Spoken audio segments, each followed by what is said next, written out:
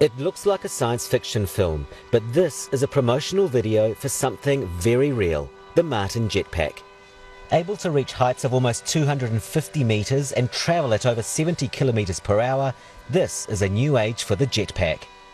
And for its creator, it's the result of decades of work, sparked by his favourite childhood TV shows. I discovered the Bell rocket belt, which is the famous one that wasn't lost in space. Great device, but it could only fly for 26 seconds and you needed to weigh 65 kilos or less to fly it. And I'm 100, so that wasn't going to work for me.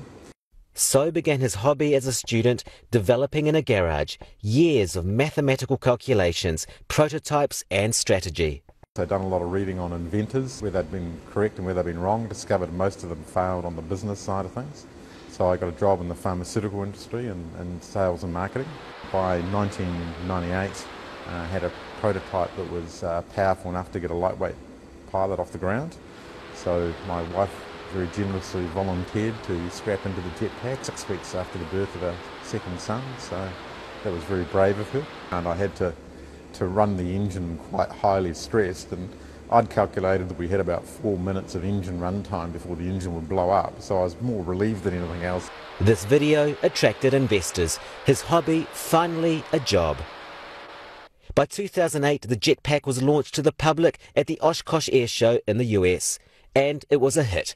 Crowd control was needed, the video was seen all around the world, Neil Armstrong sent his congratulations, even the Pentagon came knocking. It's the jetpack's potential use as an emergency vehicle that's getting major interest. We can get into small places very quickly. We are tactical, so whilst a small radius, we can actually be used and taken on the back of a truck and then passed into the areas where there's a need for our capabilities.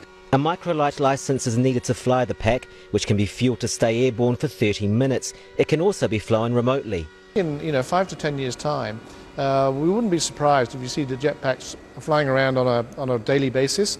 In some countries, even being used instead of transport. With its listing, the company aims to raise around $25 million to let it begin commercial production. For now, the jetpacks come in at around $200,000, but the company says that in 3 years, it hopes to release a cheaper model for recreation.